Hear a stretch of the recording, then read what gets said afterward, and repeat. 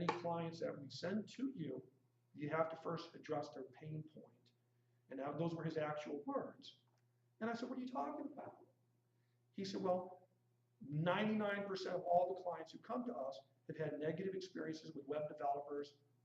They feel they got something that they paid $5,000 for, what have you. Now they don't know what to do with it. And we talked for about an hour, and we got all into this. So my point with all of this is that rather than have the negative experience, slow it down, put the pieces together of the business first, then do the research. What should I have? If you're starting a law firm, you want to look at other law firm websites. If you're a plumber, you want to look at other professional plumbing websites. Look at the very best in your industry. Whatever your profession is, look at the very best in that industry, and that's how you want to scale from there. You don't want to look at the cheapest, you want to look at the very best. Okay, if you're ready to engage a web developer, be prepared to maximize your time spent, plan ahead of time. If they don't ask you for information, there is something wrong, okay? Know your search engine optimization. This is huge. What good does it do you to have a website for your business, but nobody's going to find you? Okay. Everybody thinks that I'm going to create a one-page site for my dog grooming business, and I'm going to get 1 million phone calls and 1 million emails tomorrow. No, you won't. Okay. It's sad, but it's true. You won't. The way you get it is by having search optimization, search engine optimization. If you've got several $1,000s per month to spend on marketing, great. God bless you. Most small businesses don't have that. So you want to have smart SEO. How do you do that? You go to Google and you type in whatever it is that your business is. Who has a current business? Any examples? Okay, yes, sir. Mindset.com. Okay, what is your business on? I help entrepreneurs launch sustainable conscious business. Okay, so how would you define your business? Consulting? Conscious business consulting. Okay, so conscious business consulting with an emphasis on that first word. Absolutely. Otherwise, you wouldn't say it. So for that kind of business, you want to go to Google. You want to look for similar sites. When you go to Google, it has that function, suggested terminology. I don't know if you've done this yet or not. You find other, you would type in business consulting or whatever it is that you want to be found under. You type that in and it will give you, it'll fill in the space. So for example, for me, I started looking up web design. Then I wanted to do it locally, Denver web design.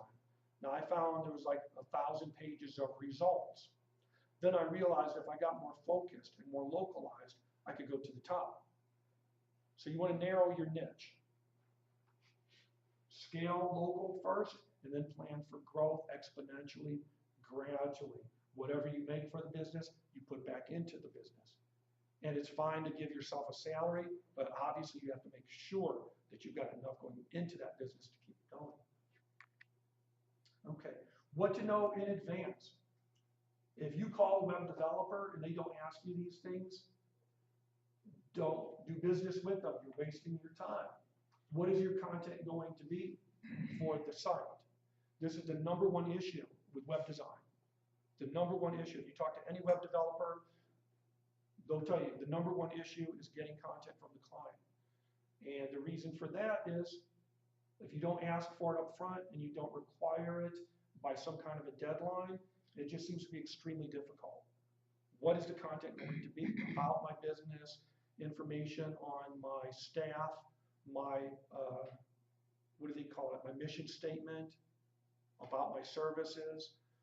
Write all this out in advance. Even if you don't want to have a website, it will help you better market your business. It'll give you material for business collateral, for advertising, for marketing, promotional material, for brochures, and you should definitely have that in advance. As far as a website is concerned, what pages do you want? It's amazing how many people just don't spend the time to think about these things, or no one's ever asked them. How many pages? What will the pages be? The benefits of blogging, obviously, is that you're giving the search engines more to index on a regular basis. I'm at the point where I don't even look anymore to see how many mentions are on Twitter or in the different, going 24/7, I don't have time to look at it. But it's easy enough to get going. And I'll tell you right now, the best way to, if you're a one-person business, let's say I'm standing here right now talking to you about cyber strategies. And I can take this and I can write a 2-part blog post about it. A blog post should never be more than 500 words, maybe 300 words, okay? And any student in here would know, or should know anyway, the average paragraph is how many words? 4? Paragraph? Or I think in lines. It should be 4 sentences, yeah. So the average paragraph in general is 100 words, okay? So 500 is the typical length that any teacher who's any good should accept. So an essay, 500 words. That's 5 paragraphs, 5, 6 paragraphs, easy.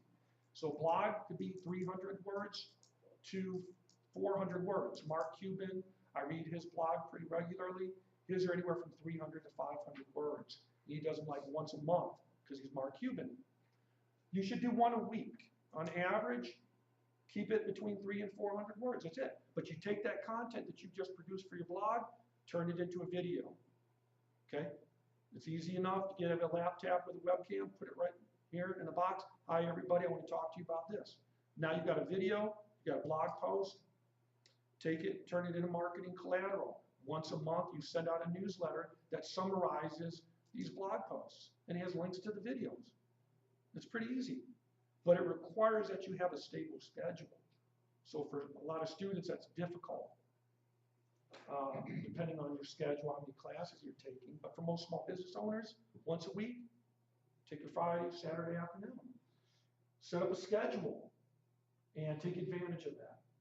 And always be thinking for every video, every blog post, everything that you do, what is your SEO going to be? What terms are the most niche market, the most narrowly defined, to laser in on the type of ideal client you want to reach? And again, knowing a realistic budget or just waiting until you have that. Trying to cut corners is just going to give you something cheap that you're not going to be proud of, and then you're going to be another person that we have to get past that pain point. I'm sorry you had this negative experience, and what can we do to try to make it right? Better just not to have the negative experience in the first place, and wait until you have a realistic budget set aside. Know what to know in advance. What is your taxonomy? Okay, this is key. There's been 1,000 studies on metrics and Google Analytics on taxonomy. If you go to a website and you can't figure out how to find what it is you're looking for, you're going to leave pretty quickly. I forget what the average is now, 5 seconds maybe, that if you're looking at a website, you're trying to find a certain type of shoe or a menu or directions, they're going to give up. Just before I began this presentation, I got an email from someone that said, I couldn't find your email address. So I wrote it back. I said, well, right there on the page called Get a Quote. Now he's thinking, oh, it should have been under contact. So because he couldn't find it, emailed me a separate way through LinkedIn. Okay, so maybe my taxonomy could be a separate page on the bottom called contact, even though it's the same page. But you get my point. So taxonomy is important.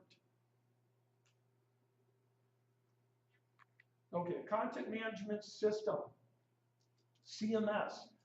Okay, there's a lot of misinformation going around when it comes to web development, a lot. Anybody in here a web developer? Okay. Do you have a favorite CMS? I build up my stuff from scratch. I use WordPress here and there. But Okay. So you use WordPress as the content management system. Yeah. And you do some programming, right? I'm not much of a programmer, so I do stuff in Freebie. I'm not much of a HTML person. Okay. So if I were going to ask you to make a website for a client, and I told you I don't want you to use WordPress, how long do you think it would take on average for you to create a beautiful website that would be about 10, 20 pages long? Just a guess. Oh man, how many hours? 10 pages? 30? 30 hours, something like that? Okay, that's pretty good. Okay. My point in saying that is that basically the reason I learned web development about 10 years ago when I was in college, just studying HTML, JavaScript programming. Those are programming languages that you use. This is before we had content management systems. So my point in saying all that is that basically when you have a content management system, it's basically the motor. Think of it as the motor for the car, okay? And the design is like the design of a car, right? Okay? So how many doors is it going to have? What kind of color is it going to be? What kind of lights is it going to have? What kind of special features is it going to have? Okay, so the content management system is the motor of your car. WordPress is the single most popular content management system in the world today, powering almost 30% of all websites, which is a lot. And the reason for that is that it's the easiest content management system there is to get up to speed in. You can learn how to manage pages and make changes and updates very quickly. I can sit down and in a matter of hours, show someone how to make changes and updates to a basic site. You're not going to learn to be a developer in a few hours, but you are going to know how to update pages and write a blog post and things like that. So it's perfect for small businesses, okay? There are other content management systems such as Joomla and Drupal and some other ones, but they're what I call aneurysm inducing, okay? I have a book on Joomla at home, and I just threw it up against the wall after a while. Yeah. Just a quick, since you Yeah, yeah. couple questions. Okay, so what I ended up doing was building a website, and then I wanted to do a blog, so I used WordPress. Okay, good. So WordPress is underneath it. Is that inverted? Because I see a lot of stuff available for CMS, but I can't figure out how to take advantage of it. Right, and a lot of this, I could see your eyes moving, so I could tell you had a question. And a lot of this gets lost in the terminology, where people, this is too techy for me, I just don't get it. And a lot of this just has to do with the terminology. Think of WordPress as the motor or the engine for the car. The design, the theme, or template are all the same. And they are essentially how the vehicle is going to look, okay? So WordPress is the motor for the car, okay? And we're going to get some more into specifics in a little bit, okay? For example, I use Coffee Cup. You know that, right? Coffee Cup, yeah, So I use Coffee Cup, and now I've got WordPress underneath that. And all I'm asking is that inverted? I mean, or do I need both? Or? you need both. Okay, good, because I've spent money on one. Yeah, you need both. Coffee Cup, again, you know, without getting too techy, Coffee Cup is basically a program that kind of helps you with programming languages, I think. Well, I could build that website in a matter of hours. Okay. You know, with WordPress, with all the tools they have, right? I mean, with Coffee Cup. But I don't want to get you off. That's okay. Yeah, okay. We'll talk some more about this later. Here's what WordPress is and is not. So maybe this will help a little bit. WordPress.org, okay, is basically a beautiful website that's very unattractive, but what's beautiful about it is it's a gigantic knowledge repository where you have everything there. A forum, you have plugins that are free. That's what you're talking about, plugins. It's a repository for all of these little plugins, and plugins are basically nothing more than like apps. They're little mini programs that you plug in to the content management system, the motor, okay? Now, you can also get the self-hosted or you can get the content management system from WordPress.org. There's a million forums and videos there to help people get started. WordPress.com is basically the freebie site where a lot of small businesses will go thinking, hey, I can get a website for free. This is great. I don't have to pay anybody. Woohoo! I got over on the system. It isn't like that. The reality is I've been developing websites off and on for like at least 15 years. And about a year and a half, 2 years ago, I said, you know what, I'm ready to start my business. I have enough confidence that I can do this. I'm going to do this now. I went to WordPress.com, set up a freebie website, no ads on it. Wow, this is great, right? So anyway, I get up one morning to go have a meeting with a potential client, bring my laptop, open it up, no site. Not there. Is the website working? Yeah, everything works. The internet's up, nothing happened. Your site's been deleted, and guess what? We don't owe you jack. I had to send several emails before I found out that it had been deleted. It wasn't there. Now, I'll never know why it was deleted. They don't tell you, they don't owe you an explanation legally. So just delete it. And if your website, if you have a freebie website from them and it's very popular, they have the right to put ads all over it wherever they want to. If you want to get e-commerce, if you want to do other things, obviously that's going to come with more. So free sites, it's worth it to learn how to tinker around with WordPress. But as far as a legitimate business, no, because you're going to end up spending much, much more in the long run, paying to get rid of the ads, to get other people to help you with other things, and outsourcing everything that you can think of. So that's why I love WordPress, the content management system. The company is great, but as far as freebie sites for legitimate businesses, I am contrapuntally opposed to it in every way I can express. WordPress.tv is a fantastic website to watch videos, educational, instructional videos. They're basically just like what I'm doing now. Someone getting up and giving a talk. Most of them are at mid-level, and they're what are called tracks.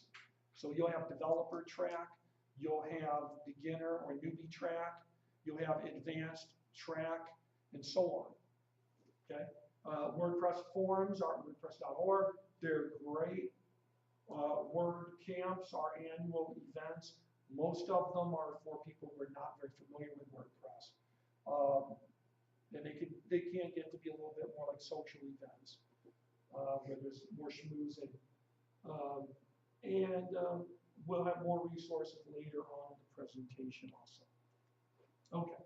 WordPress started out about 10 years ago as a blogging platform.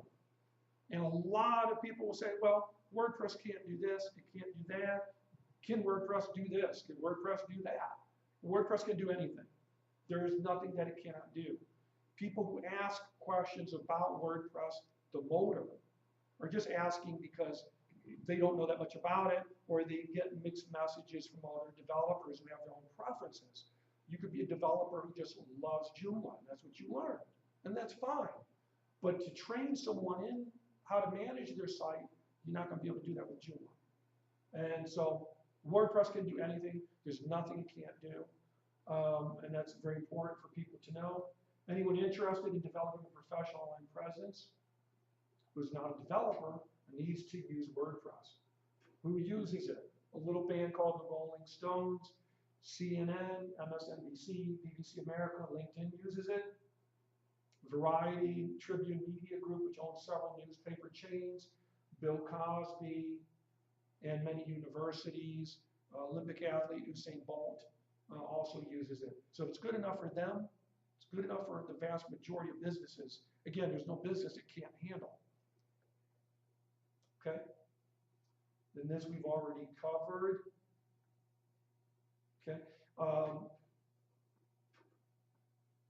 I'll just talk very briefly about freebie sites and cost averages. Yeah. It's just really important that you be informed if you're going out there so you don't have a negative experience. It's just very important that you be informed on what it is that you want. And let me see. Cutting corners won't supply SEO that works. It just doesn't. Okay, we talked about this earlier. Finding a niche that is local and unique is critically important. You don't want to select terms for which there's already deep pre-existing competition.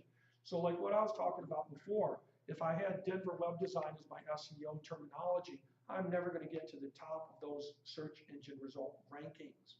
I'm just not, because there's too much competition for that terminology. So rather than selecting Denver restaurant, for example, as an SEO terminology to embed in the website, you want to be much more specific. And this goes back to what I was saying earlier about using things in multiple ways.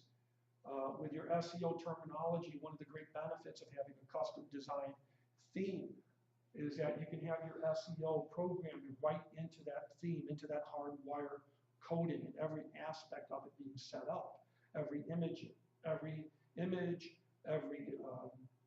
aspect of coding. So it's more appropriate to zero in on what type of restaurant. We're using that as an example. So instead of saying Denver restaurant, which you're never going to be found on Google, because how many other restaurants are there in Denver? Thousands, millions? Denver Italian restaurant is going to move you up higher in that SEO. Okay. So a good web developer should be able to help you research appropriate terminology, should be able to look under the hood and help you see how similar businesses are listed and what works for them, and be able to talk to you about SEO. Once key terms are chosen, it's equally important to coordinate the SEO terminology with any branding or advertising that might take place. You know, a great example of this, I did a website for a company, evenflowcoffee.com, and they're a coffee roaster. So in everything that they write, I suggested make sure that you use the terminology Denver coffee roaster, roasting. Use that terminology a lot so you can differentiate yourself from Denver coffee shops, of which there are quite a few.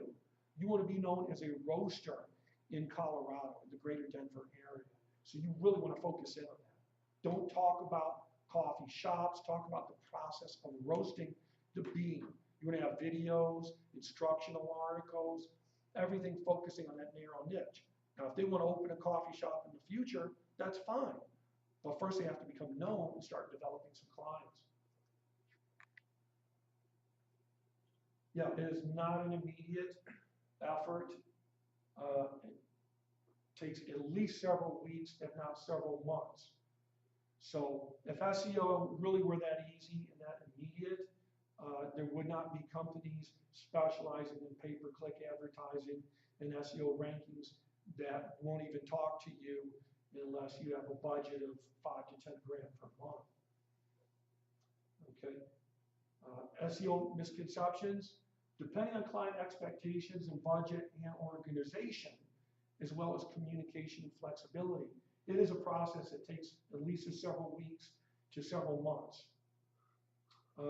It is not true that anyone can place your online business presence at the top of Google search results. I see this every day on Craigslist. I shouldn't look at Craigslist, but it's a very common misconception. A lot of people will make a quick buck on this and then take off. If anybody tells you they can get you listed at the top of search results in a week or something, it's just not true. Okay. Another misconception, which is flipping it, is that Google won't notice a particular site without it being registered first. While it does definitely help to have a professional developer register a site with Google, it will still pick up that site. But the difference is it's not going to move it up the ladder. Okay. If you write repetitive blog content, when I was learning web design, they would tell you to write a blog where you would use your terminology over and over again. If you do that now, Google will ban your site and will list it as spam. They're changing their algorithm on a very regular quarterly basis now. So it can pick up if you're trying to spam it or you're using certain terminology over and over again, trying to be slick with them. They know it. Okay. Outsourcing SEO. As long as you work hand in glove with that company, you want to make real sure that you have very, very clear lines of communication drawn.